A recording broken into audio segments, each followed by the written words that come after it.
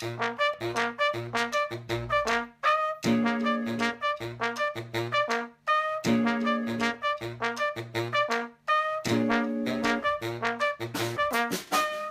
you're listening to Do Yourself a Favour, the podcast about learning from experience and the things we do to make our lives easier.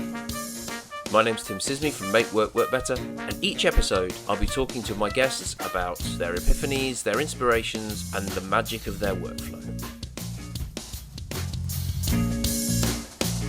And I'm really excited to be here with Heather Eggington. Hello, Heather. Hi, Tim. I'm excited too. Would you like to introduce yourself to everybody? Hi, I'm Heather Eggington. I'm a transformational and intuitive coach. Excellent. So, as you know, 5 questions, and this is all about things you've learned, learning from experience, and the things that made your life easier. And yeah, we'll get into it. Tangents, of course, are fine, and with as expected. So question number 1 is, what's something that you wish you'd learned sooner? There's 2 things that I wish I learned sooner. One of them is seeing every opportunity and interaction that I have as a place or an opportunity for me to raise my game. And what I mean by that is, rather than me looking at what's wrong with somebody or what's wrong with something someone's done or what's wrong with the whole situation, being able to really look at, okay, well, what would make a difference? What would improve this for me and them, etc., etc. So I think that would be one of them. If I learn that every interaction I have is an opportunity, you know, for me to raise my game, I certainly would have been maybe a little bit richer by now. And I think the second one is owning and being able to own out loud how you feel and not feel like it's something you should hide. There's quite a lot of experiences in my life where I was made to feel like this is something you shouldn't talk about unless it's behind closed doors, and that anything to do with emotions, feelings, mental or physical, you know, if there seemed to be something that was challenging you, you know, go and suffer on your own over there and deal with it on your own, you know. So I think the biggest lesson for me is really opening what's actually going on with me, what's happening for me, and finding that and trusting that is probably what's going on for other people as well. And the fact that I can talk about it gives them permission to do the same, really. So I think overall, deeper connection, like just felt a deeper connection with people the more I've opened up and not hidden stuff. That's what I would say. Mm. That's interesting because one of the things you didn't mention when you're introducing yourself was the vulnerability arena, which you very kindly had me on. And that speaks really nicely to that, I think, that sense of vulnerability and allowing yourself to be open and available. Yeah, that's true. I mean, I think the reason the vulnerability arena has been like a little passion of mine based around that kind of life lesson, I think, because, you know, I have a belief when you speak to something or investigate something or decide to put your attention on a particular thing, how it opens up in you. And vulnerability, I just had an inability to be vulnerable all my life, right?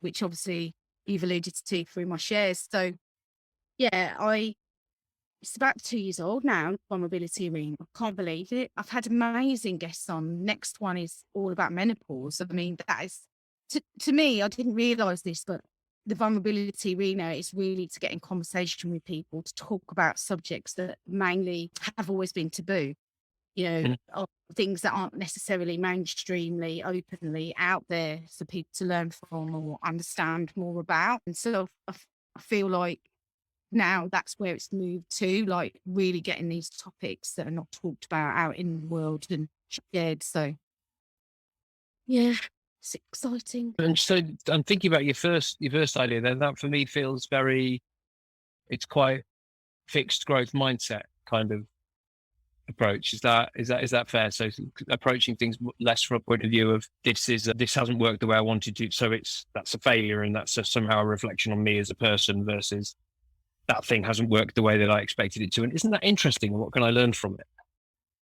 Yeah, it's a great distinction for you to highlight there, I think, Tim. Ultimately, before every interaction I had was about how can I make myself look better here? How can I make myself look like I know everything?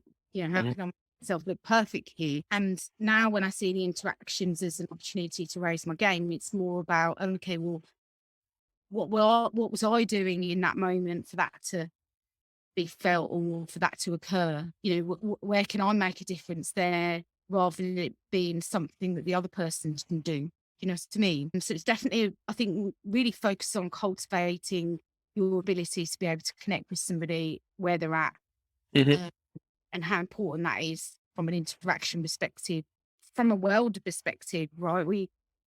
Sometimes we find it really easy to dismiss people if they come across a certain way or display a certain behaviour. Or I learned a lot from her since she did that training, and has become, I suppose, more self-aware and more kind of able to challenge and ask questions and so on in a way that fits into the way that we do things. And we kind of decide at that point we're not going to continue to connect with them or spend time with them. And it's just like, it's really hard sometimes for people to really meet people where they're at and really understand what it is that they're trying to make a difference to.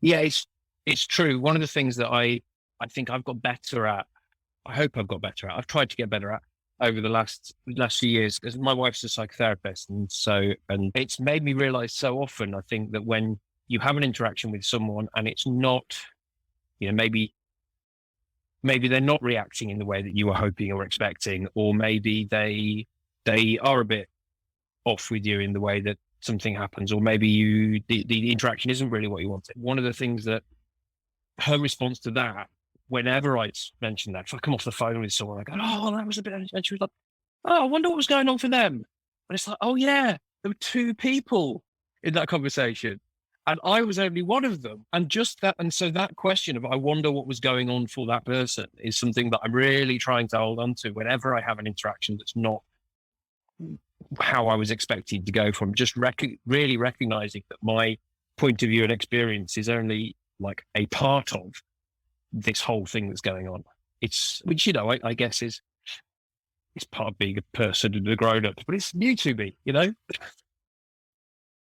And like, it's not necessarily, doesn't always feel natural for people to kind of consider the other side, right? And this just speaks to the divide I spoke about earlier. I think a really powerful question that I've really leaned into to keep asking myself was, what kind of currency was on exchange there in that conversation?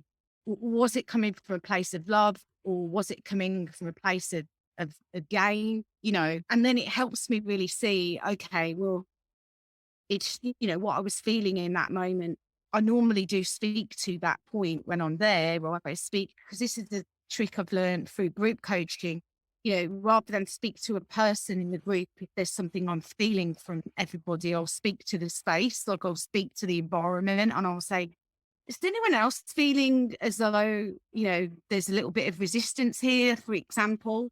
And I'll do the same in an individual conversation with somebody if I feel like there's something that's not being exchanged here that's from a loving place. I'm like, okay, does anyone else feel like there's like some kind of fear here, or so I'll always try and bring it into the room at the time, and it's allowed me to connect better with people just by considering it, really.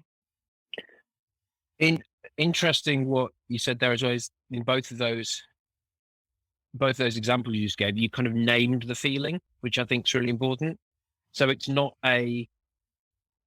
just well, that's just not gone well. It's trying to sort of give a name to what that feeling is, and maybe trying to sort of call out the sensation that people are having. Because I think quite a lot of the time we just put bad feelings into a box, and they're just one box of bad feelings. And I ended up feeling bad about something, which is a very unspecific and unhelpful way of trying to process that. Yeah, what I say is, great if you want to feel good all the time. However, you do need to stop trying to hide all of your bad feelings somewhere in there, because you can't keep that away and only have good feelings. You got to accept both of them are going to come. It's how you see. So yeah, right. Yeah, totally around the box thing. I mean, let's put our hands up here.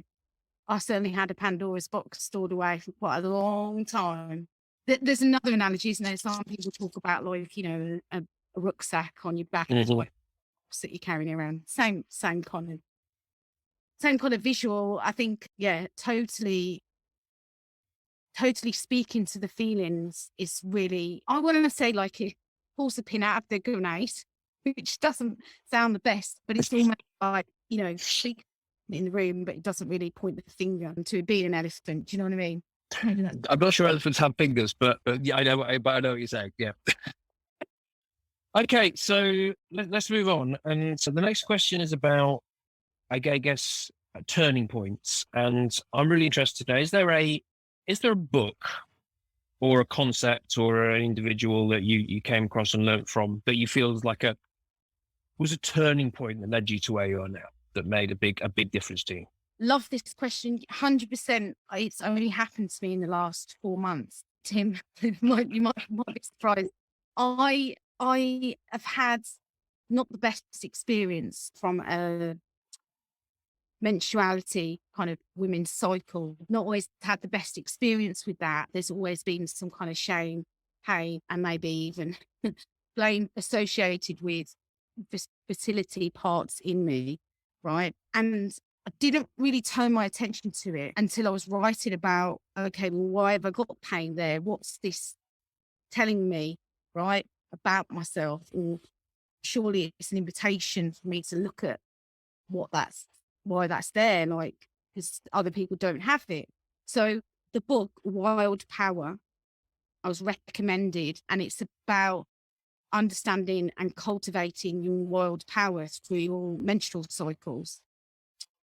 It's actually the pinnacle point for me to launch my first women's only program, The Wealth of Women, because the things that they discuss in that book are blew my mind, like to the point where if in other countries they honor the woman's cycle, and they have what they call red tent meetings, and the women are sent away to go to the red tent while we're going through their cycle, and the men then wait for them to come back with the wisdom of that recreation experience within them, right?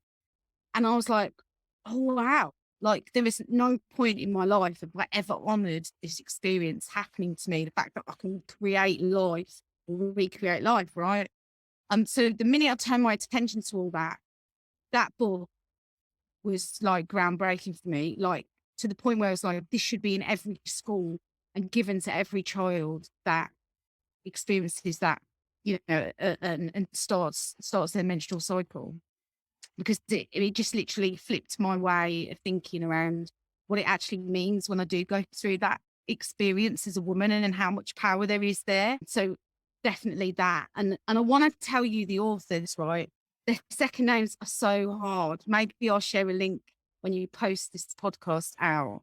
Yeah, I'll put a link in. I'll put a link in the show notes. So if you send it to me, then I'll definitely do that. Have you seen Turning Red, the new Pixar movie? Someone told me a couple of weeks ago about that, so I'm definitely going to put it on my list. Absolutely. Yeah, it's fabulous. And I mean, I've got two boys, 8 and 4, and they're just watching it because it's about a girl who turns into a red panda and bounces around destroying things. So for they're on a different level. But watching it, kind of thinking, there's to your point about these things being in schools. I think making the point about what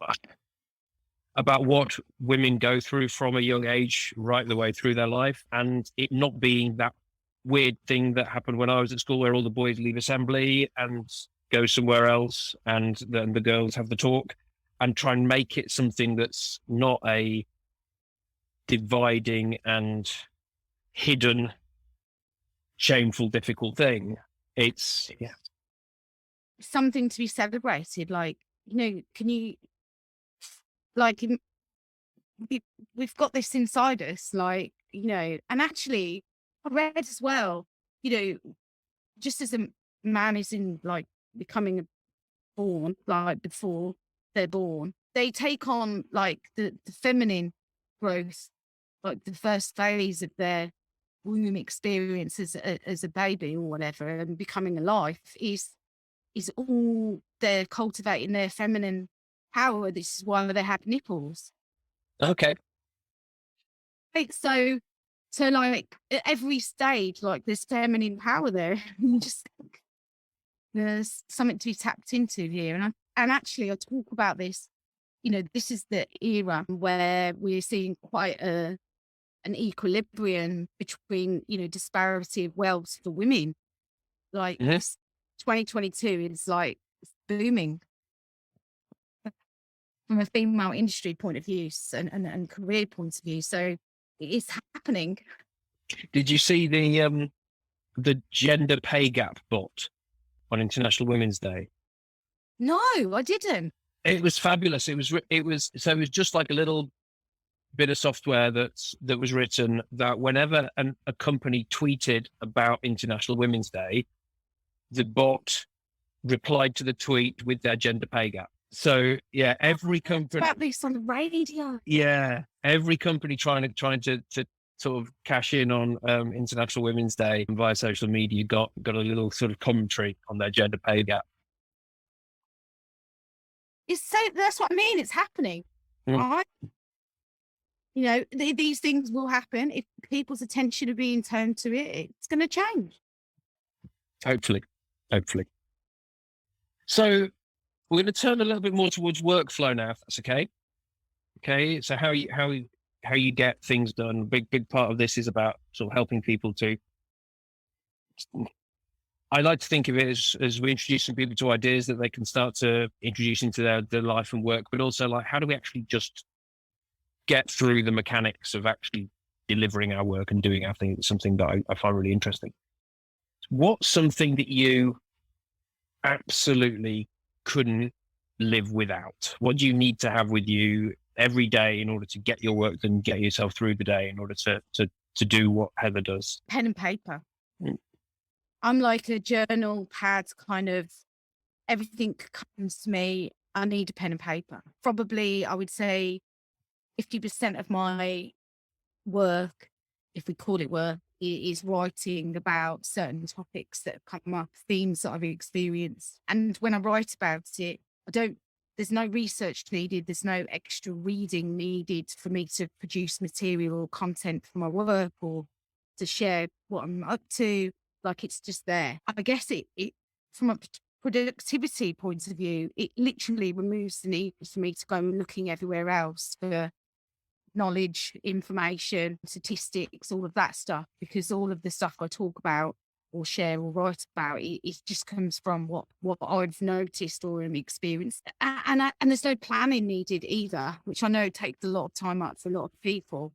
I can open out a group session with one question and that's where it stays, and it's useful, like, to let it go where it needs to go. So I think the top level answer around that is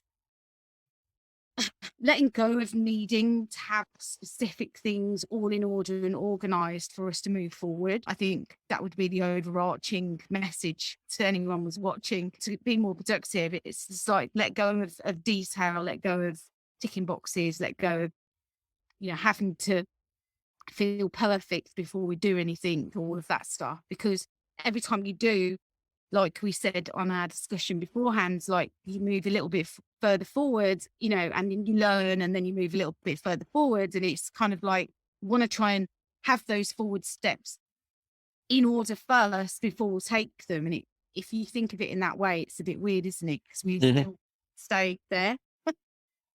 Yeah, I like that. So one of the things that I'm, as you probably know, I'm a huge advocate of is a productivity method called Getting Things Done by David Allen. And one of the things that I think the thing that made that work for me over planning and other models is this idea that you don't really have to plan.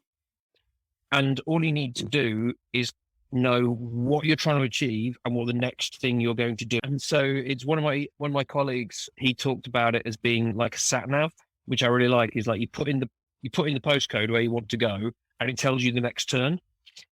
And you don't actually have to worry about all the turns in between. You haven't got to think about, and that for me, if I think about before I started, using that system, the thing I would always find paralyzing about trying to do anything new was having to have all the steps. Well, I don't know how I'm going to do it. I don't know what all the things I need to do to get there are. And actually just kind of going, okay, well, I want to do, let's say this, I want to do a podcast. Okay, so the first thing I'm going to do is find some people to be on a podcast. And it's not even necessarily the right first thing, but what's the right first thing, you know? And at some point I'll go, oh, I don't know how to make a podcast. Maybe the next thing I need to do is Google how to make a podcast. So, but I think, yeah, you're right. There's something very, if you're waiting to have that perfect path to where you're going, then actually you're just going to sit there the entire time waiting for everything. Yeah. And I think you hit the nail on the head. I think even from a life general view, you know, the minute we start, and I say this in one of my activation experiences, you know, the minute we start asking the question of how, what, when, all of these questions, right, then we're not gonna move. Like, it's gonna keep us stuck there until we get the answers, till we get it perfect, right? And so your analogy around the sat nav, I guess I've kind of grown beyond that, which is I'm gonna put some stuff in the phone, yeah, and it will be really loose. So it'll be like, take me to Scotland. Right. I don't know where exactly I'm going to go. Like, I've got an idea where it might land. Like, and I've got an idea of like the kind of route. Yeah. Because it's me to that area, that location. But kind of got to the place where I'm really comfortable with not knowing any of the detail, not knowing any of the end. Kind of, mainly just because I would then place so much expectations on myself to reach that point. Really, maybe other people that are experiencing spaces with me, and how that creates the pressure around time, you know, around like, you know, am I doing really good enough here because they haven't got to that point yet, right? And all of a sudden, when you take all of that off the table, no one comes in with expectations either. So we're all going to Scotland, but we don't exactly know where we're going to go, right? And that's okay. Exactly. Out of interest, you have a favourite pen and paper? Yeah, I do. I have my Mont Blanc, which I was gifted when I got into the Millionaires Club in an internal in my last corporate job. And I have a beautiful notepad that has the reminder of... You had the power all along, my dear. Oh, from Wizard of Oz. Lovely. Nice. So, and it's quite relevant because lots of people, when I share my newsletter, they're like, you're a white witch. How did you know that was written just for me? Like, how did you know that was going on for me? You know, so very relevant. Excellent. I think it's important. I'm a fan of pens and pen. And I always think there's something about, if you've got whatever the tools are, if they've got tools that you enjoy using, then I think they make that experience, they just kind of add to that experience of, like you said, you know, Totally. getting stuff out, whether it's getting stuff out of your head because, you know, you need to make a list to remember what to do, or whether it's, I've got this brilliant idea. If you're doing it with stuff you enjoy using, it makes the whole process feel easier and more. Yeah. I've had this discussion with a few people about their home office, right? Like how when your home office is beautiful, you know, how that makes an impact in your own well-being. You know, how if you're staring and looking at a cupboard door in front of you, like how closed that's going to make you feel, you know. And it's kind of like a lot of people don't give themselves permission to expand into that space or give themselves that kind of space to work in. And it's just not healthy, Tim. Like, we're in that place now where a lot of people are working from home, and it's almost, well, I can't take up that space there because it's someone else's, or it's this, it's that. It's like, well, you spend 7 hours, you know, sometimes working at your desk. So I do always really make an invitation to people to really think about the environments they're kind of in and how much that makes an impact on, you know, the kind of the way they show up and how people are experiencing them. It's really interesting that on the podcast, I think we've had 3 people for whom their home working setup, or like their shed, or wherever it is they happen to work, actually it is the thing that they've just, you know, this part of the podcast, because they've gone from, you know, working on a kitchen table to needing to have a space which is theirs, or that enables them to be a bit more flexible in the way that they do things. And you're right, just sometimes that is very much down to, I just want a space that puts me in the right place psychologically to do my best work. That's 100% that. Yeah. Because if we think about, our mind is a space as well, like, and if we don't give it enough space, how that really stunts or hinders, like, kind of our creative side, like all the things that we see, like, really make a difference to kind of, how we interpret or visually kind of come alive, or, I would call it sometimes is really based on what we see visually. So no, definitely I think it makes such a difference. So with that in mind, and thinking about the things that you do to do your work and live your life and so on, I'm really interested. And this is I sometimes call this the shiny things question. Like, what's the last thing that you bought, acquired, brought into your life, whatever it is, that you're just that you're still a little bit excited about? Like, what's your new shiny thing where you're kind of like, oh, I'm really pleased with that? There's so many things I'm grateful for. Are they all shiny? I'm certainly really grateful for my car. It's called the Goddess. I asked for a new car about 3 years ago, and then we went into lockdown, and I was like, what's the point kind of to get one? So I've had her for about 6 months. She's a T-Rock. So she's probably the shiniest thing that I bought, and I get to look at her out the window every day. It sounds weird. However, it is shiny for me because it's one of the things that has allowed me to travel. So as of Thursday, I'm off around Europe for 6 weeks. I can work in any locations. I used to travel a lot before I had my rescue dog Tessie, and stay in lots of different places for long periods of time. And I was like, how can I do that again with her? And so we're loading up the car. We're off on the Channel Tunnel next Thursday, and off around Italy after that. So France and Italy, basically. Wow. And doing the whole working nomad thing. Yeah. And all I'm hoping for is that they've got a good space for me to set up an office, That's all I'm hoping for, really. Looks like it on the apartments that I've booked, but we'll see. Excellent. I want to see Zoom pictures of you in beach bars and on and balconies and so on and so forth. Oh, it's happening. Good. Excellent. Right, we're into the last question then, Heather. If you're ready for this. And the question is, complete the sentence. Do yourself a favor. Do yourself a favor and become unattached to the past and remove your fear of the future so that you can really come alive. Nice.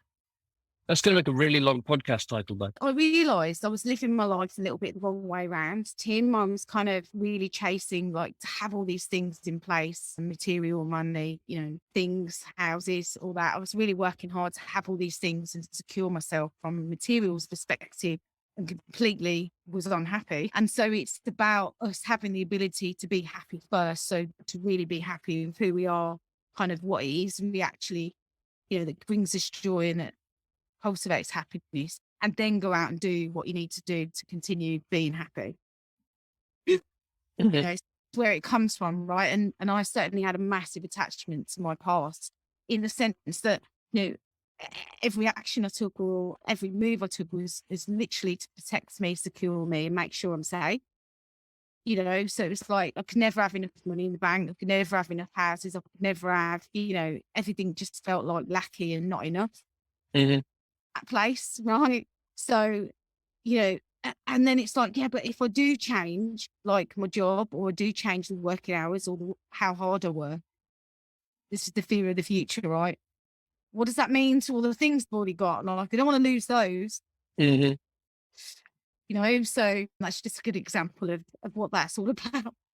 So is there a certain amount of almost, the way you're describing that, it feels like almost there was a kind of version of you that you had kind of built and then needed to live up to? Is that? I think that's a good way of explaining it. Yeah, I set a bar really hard for me to reach, and it was never ending. Like, Every time I did something at the bar, just raised even higher. Yeah. And how much of that was in your own eyes, and how much do you think was for other people, and was like an external projection?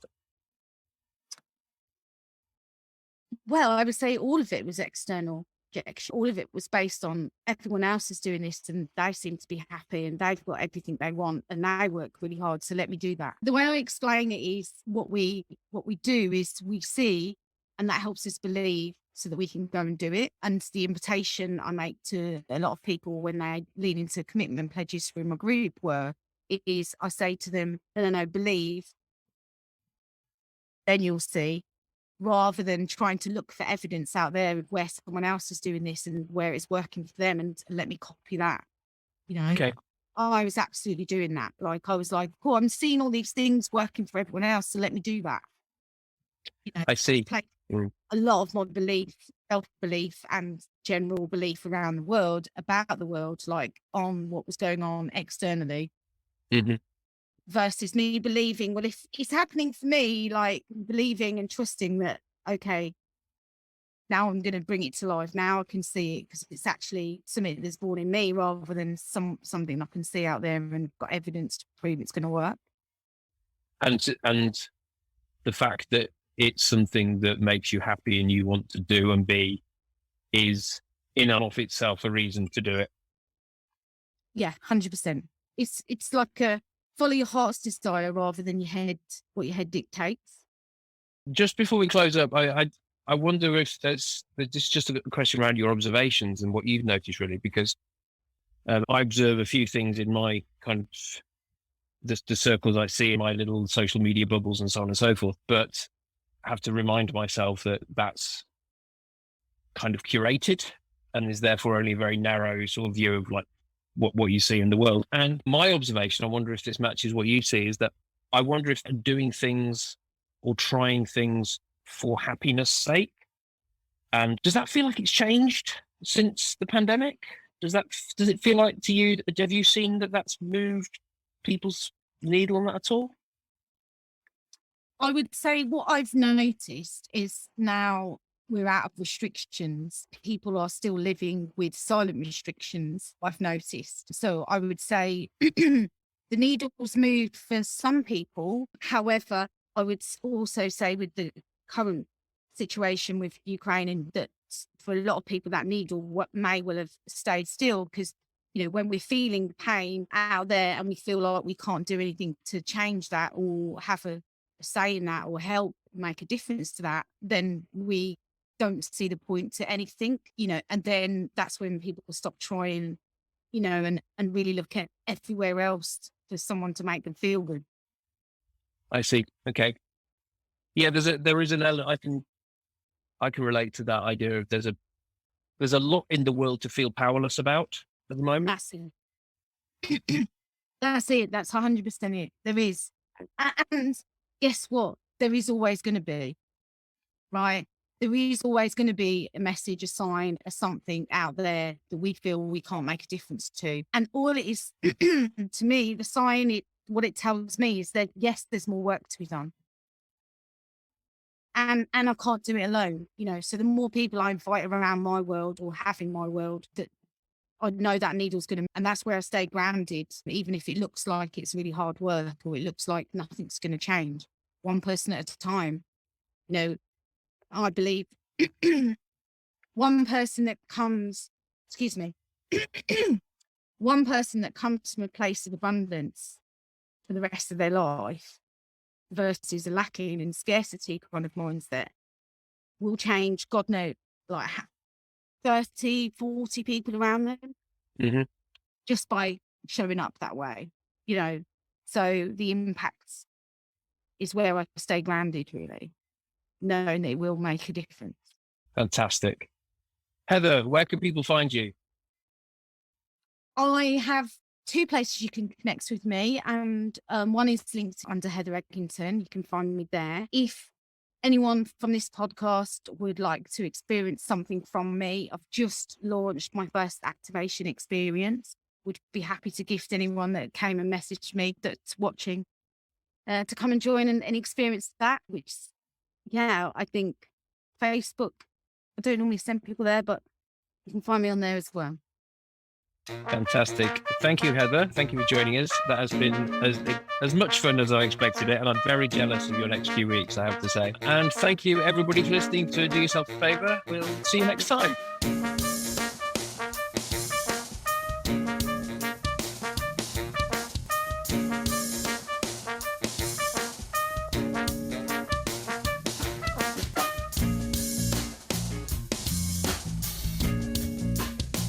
You've been listening to Do Yourself a Favour, the podcast about learning from experience and the things we do to make our lives easier. Brought to you by Make Work Work Better. My name's Tim Sisney from Make Work Work Better. Our theme tune is by the Titanics. Talk to you again soon.